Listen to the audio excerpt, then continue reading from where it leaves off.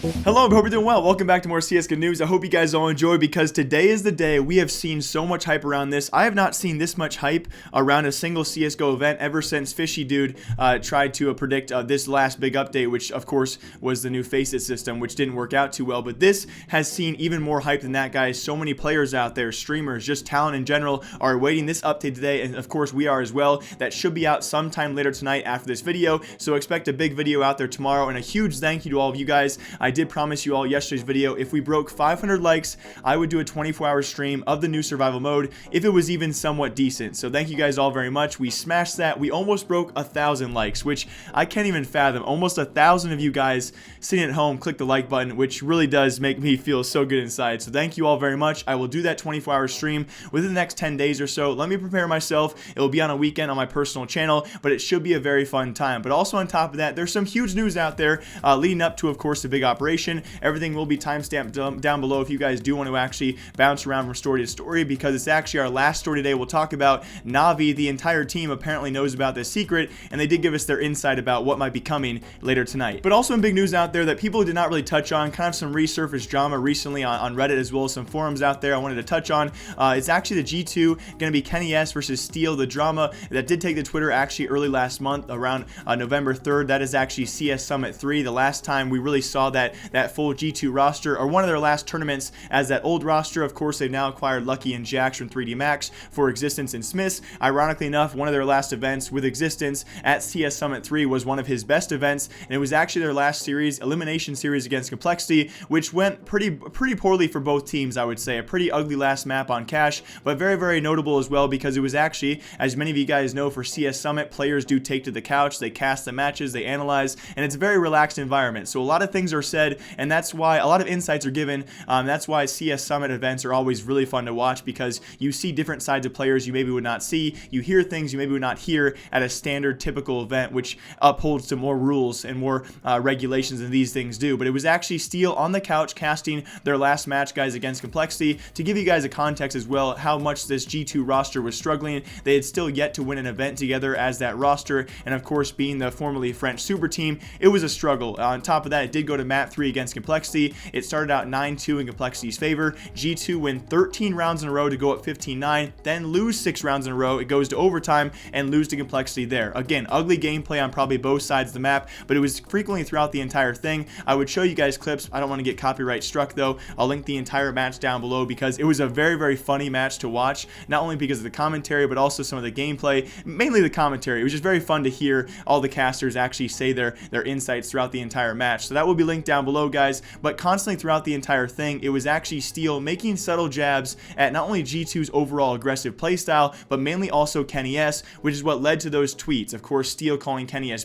brain dead. We also had Apex get involved, a few back and forths, but it was actually throughout his commentary, he almost nailed to a T their current G2 playstyle and why it really does suffer in today's meta. So many competitive teams out there, competitive players, and when G2, an aggressive team, and they certainly have been, notably, when they don't get those opening picks and then they get greedy as well, even if they do get those opening picks, it does bite them in the butt. And the overall question has now been, especially over these past few weeks, has kennyS fallen off once again? Because for some reason this squad is still trying to put Nuke back into their starting map pool, which I'm still confused by. Obviously they're going to get better and better at it. They're taking on teams like Liquid at EPL Season 8 Finals, one of the best teams on Nuke currently, one of the few teams out there who can actually consistently put double-digit rounds against Astralis on Nuke, which is saying something. Obviously not their best map, but still a very strong map. They also competed against Bravado at that at DreamHack Winter 2018, and a pretty big upset as Bravado did take them down in that best of one. And this was a terrible, terrible map to watch. If you guys were actually watching DreamHack Winter live, I have never seen a lack of communication, a lack of just organization as I did when I saw this matchup of G2 versus Bravado.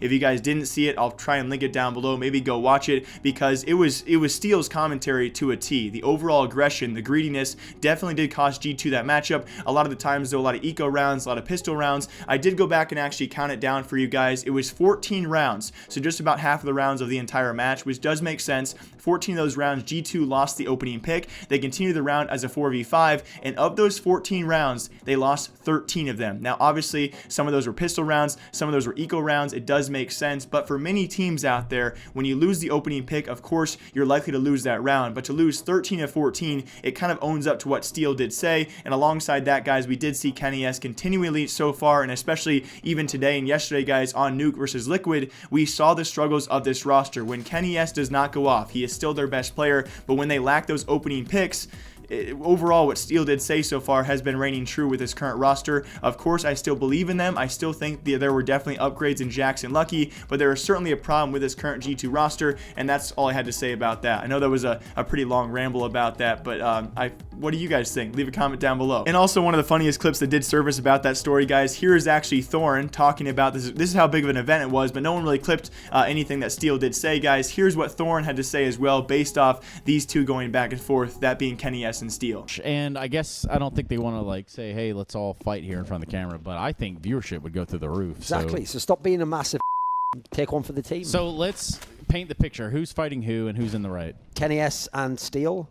I don't even know who wins that fight. Man alive. I mean, kennyS, he's half the time he'd be coughing up a lung, and then with Steel, I mean, Steel's got certain features that are quite large and would be easily caught by a blow. Steel always goes back to the Reddit voice. He does. That's when he always goes back to, hey, you guys. Yeah. Hey, Kenny, shut the man. Why are you like doing mistakes that I don't even do after 10 years? Then Kenny's like, why are you talking to me? You have certain games and the skins. Oh, you are making me sick. Finally, he got to bring out the French accent because the other alternatives weren't really working. I've been waiting for a chance all week. I was waiting for some.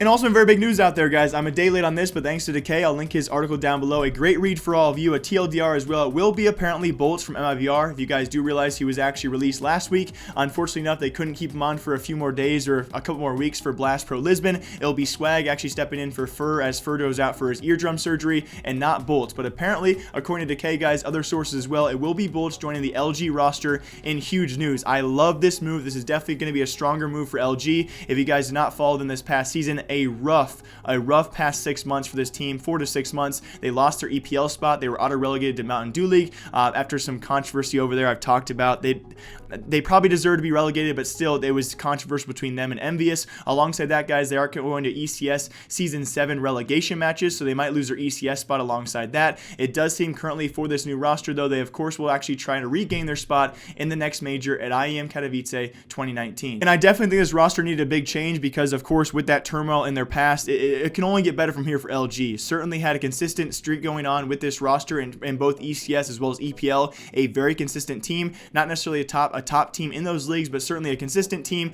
And replacing Yell on that roster will be Boltz, and that does mean 4 of these 5 guys, besides nekis, will be major experienced players. So if they will make this closed minor qualifier, they are already there. Will they make the minor? I think they have a solid chance to place top 6 there. And with this new roster, guys, that being Steel alongside Boltz, Henny, and Lucas, those are 4 very experienced players. Although you could argue they only have a week to actually get back to prep for their map pool as well as their strats. With this guy, this is still going to be a team who can definitely compete. They will certainly, in my opinion, make the minor. After that, though, will they place top 2 at the minor? That's certainly controversial, but definitely a big upgrade for Luminosity Gaming, guys, and certainly one that might be a bit overlooked. And also, very lastly, guys, and probably most importantly in CSGO news today, as we do approach this big update, and again, cross your fingers, boys. It could be terrible, but I think, based especially off this vlog by Zeus, a lot of people out there always forget Zeus is a huge YouTuber, over 500,000 subs. I will, of course, link his video down below for all of you with English subtitles. 2 big things came out of this one, guys. The first one probably a little less important unless you care about Zeus's health. If you guys didn't remember, a couple weeks ago, he actually was jumped and beat up on the street. He did confirm this in his vlog, guys. He was actually wearing a Navi jacket. He was walking down the street, and apparently people, allegedly, people who were not fans of, well, Navi, apparently fans of some other CSGO org out there,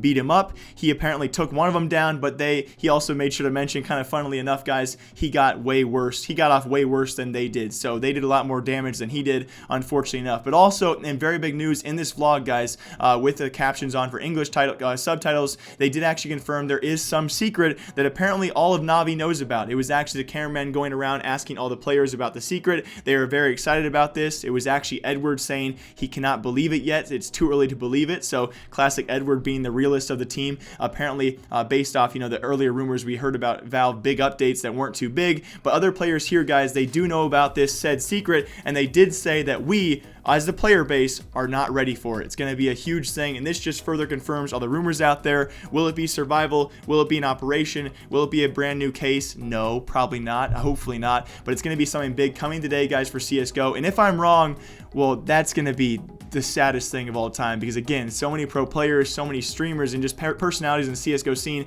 have been tweeting out that they are waiting for the update to come out, and as am I, guys. Hope you all enjoy it, and if you guys did, please leave a like, or more importantly, leave a comment down below. I will see you guys back here tomorrow with some very exciting stuff, and hopefully this weekend or next weekend, we're going to do a 24-hour survival stream. As always, thank you all for watching. My name is Jake.